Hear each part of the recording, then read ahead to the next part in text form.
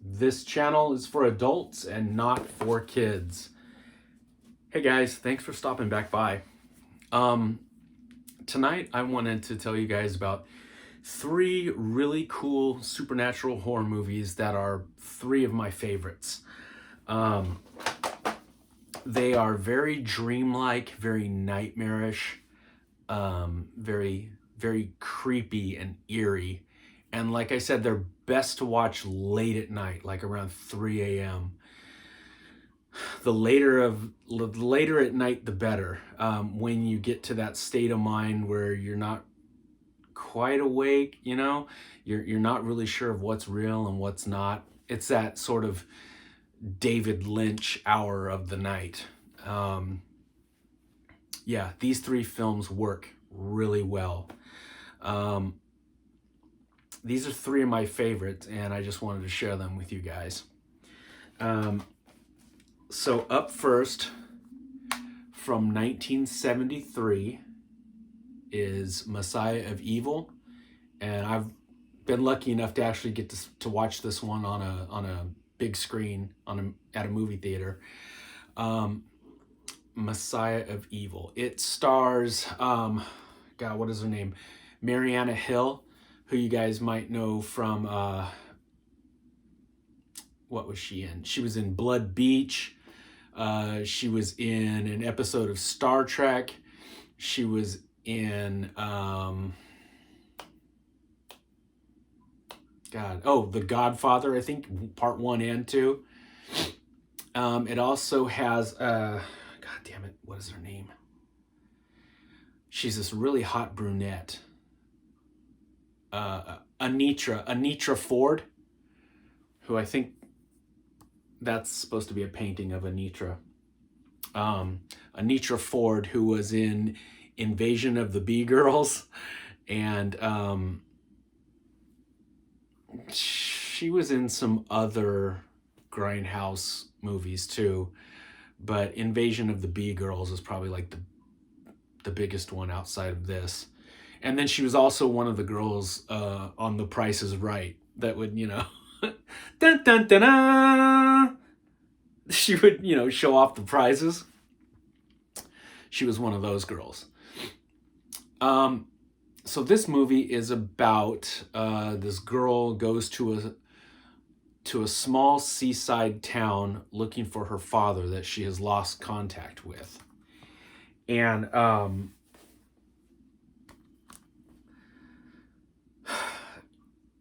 she stumbles upon the fact that this town is being overtaken by a cult that is waiting around for an ancient evil to return. It's very Lovecraftian. It's very Lovecraftian. So the cult is on the beaches at night with torches, staring out into the sea, awaiting for this ancient evil to return. And all the people that are under the sway of this ancient evil, they bleed from their eyes. They have blood that comes down from their eyes. And they're basically zombies. This is like a zombie movie without ever coming out and calling them zombies.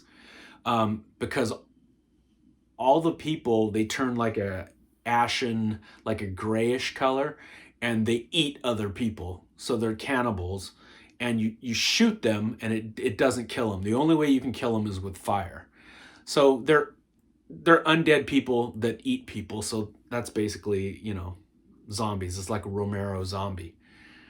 So this is a zombie film without calling them zombies. And it's a lot of fun. It's very strange. It's very dreamlike.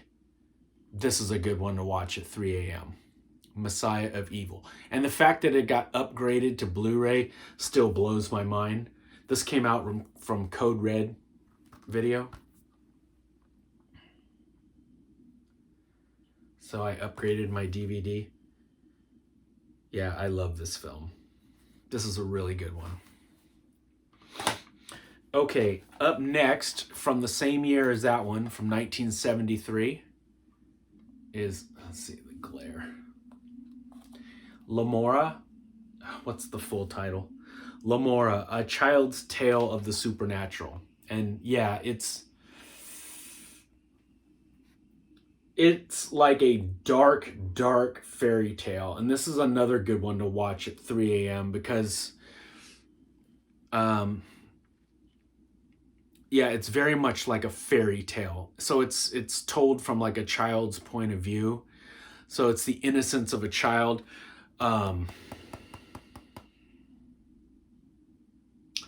This blonde girl, she was in Laser Blast. God damn it. Rainbow Smith. The blonde chick from Laser Blast. And she was also in The Incredible Melting Man. And she was in Phantom of the Paradise. A whole bunch of stuff. But here she's got the starring role. And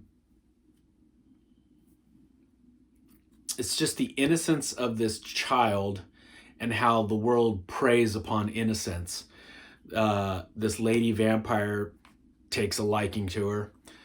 This girl goes to a town looking for her father. She finds a town full of vampires who are at war with werewolves. So you get werewolves and vampires in this film. And it's very dreamlike. Really dreamy imagery. This is the best presentation of this film out there. This movie is sort of like one of those lost films. This was put out by Synapse Films, and this is the nicest quality version you can find. There is no Blu-ray for this. And this just seems to be one of those titles that I don't know if they can't find a nice enough print to turn it into a Blu-ray. I don't know if it's tied up in licensing rights. I don't know what the deal is, but if you want a copy, you can still get this from Synapse Films. I would suggest checking it out. It's very good.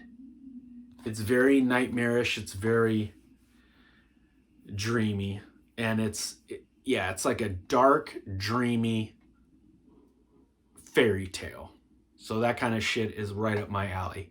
If you guys like Tim Burton stuff, you would like this. Yeah, if you're a Tim Burton fan, early Tim Burton, when he was good. Tim Burton was good right up until he started that Alice in Wonderland bullshit. Once he discovered CGI, Tim Burton's career went to hell. But everything before Alice in Wonderland and Charlie and the Chocolate Factory and all that shit that he's made, all his dark fairy tale stuff, if you like that, you would love this. Yeah, Tim Burton, his early stuff, I guess I still consider him one of my favorite directors, but it's pretty much from Pee-wee's Big Adventure all the way up until,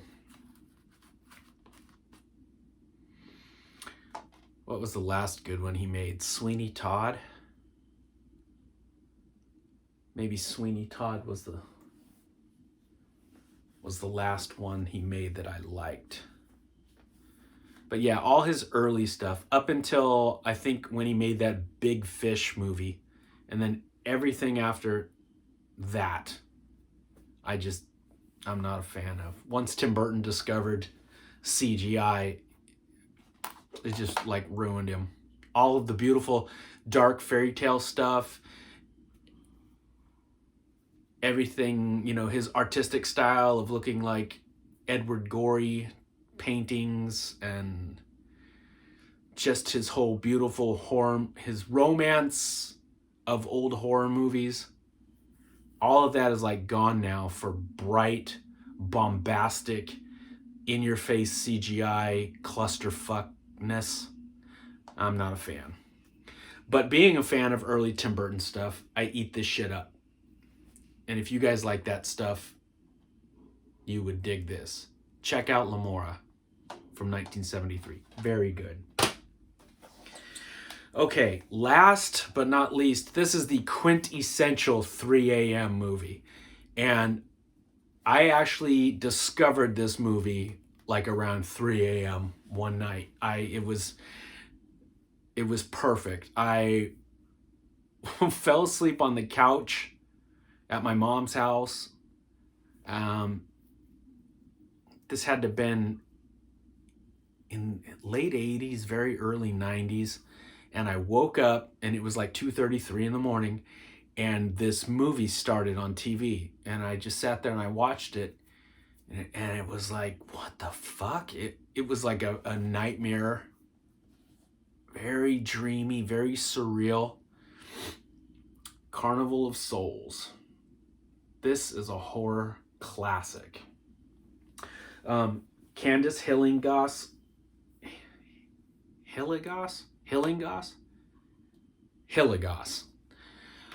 her. Um, uh, how do I describe it without ruining it?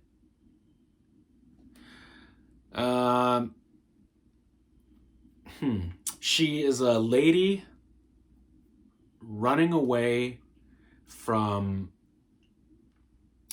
destiny, running away from ghosts.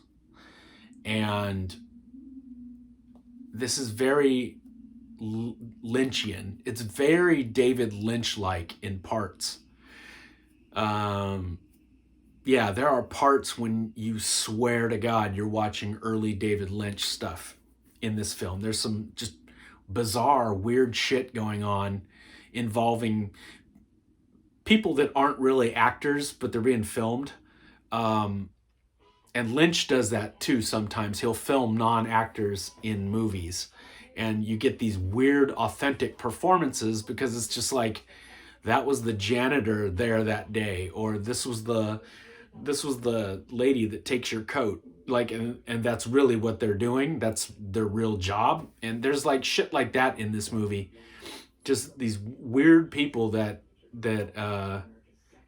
it looks too real. They don't look like actors. The way they do the ghosts in this movie is really, really cool.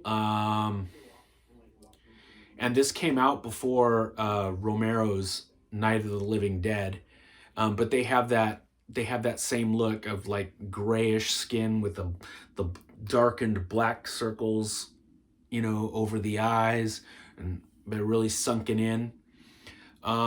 It's very creepy, very dreamlike, beautiful cinematography.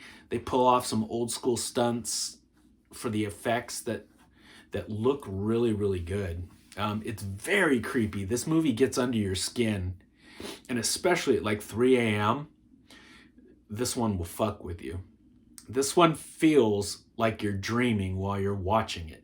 And like I said, first time I saw this, I woke up on the couch and I started watching, and there were parts where I felt like I was still dreaming, like I was still asleep.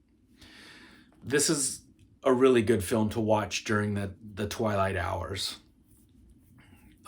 late at night, when your bullshit meter is at its lowest, and tales of the supernatural can really get under your skin.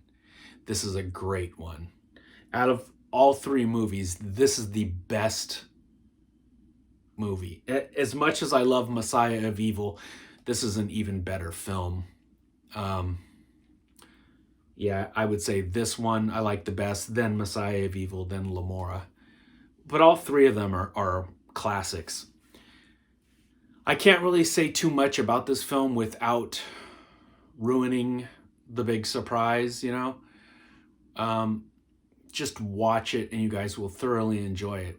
If you're not a fan of black and white movies, this might make you a fan of it. The way they use the black and white film, the cinematography. It's very creepy, very eerie. I love scary movies, but sometimes a creepy movie is even better, because scary is like, rah, it jumps out, it scares you, and you're like, what the fuck? But creepy and unnerving is different because that shit gets under your skin and you just think about it. And like 2 or 3 days later, it's still fucking with you. You know, sometimes creepy lasts a lot longer than scary. I mean, these movies, all three of these all have scary moments, but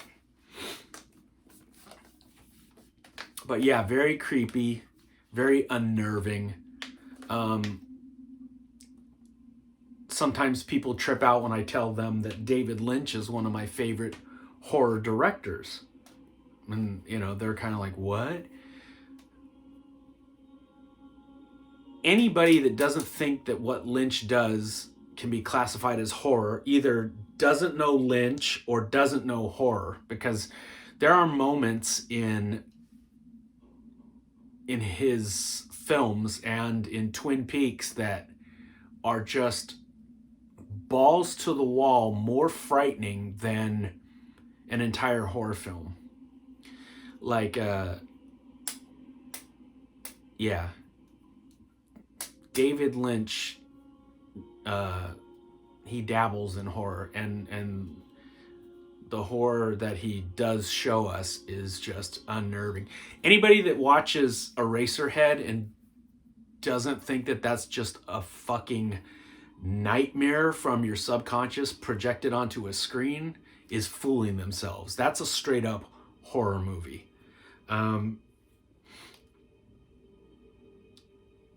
There are moments like in Twin Peaks, the prequel to Twin Peaks. What is it? Fire Walk with Me. There are genuine terrifying moments in that film. So yeah, creepy and unnerving is a really good thing to dabble in. Sorry, I got lost there thinking about Twin Peaks for a second. Anyway, so that's 3 films that you guys should check out, especially late at night. I'm saying 2 o'clock, 3 in the morning. Watch one of these, and you guys will thank me. They're very, very cool. All right, guys, so I just wanted to touch base with you guys and tell you about 3 movies that I really dig. I hope everything is cool with you guys. I hope everything's going good. I should be getting some cool toys by the end of the week, so I should have some cool monsters to show you guys this weekend. All right, guys, I will talk to you later. All right, take it easy.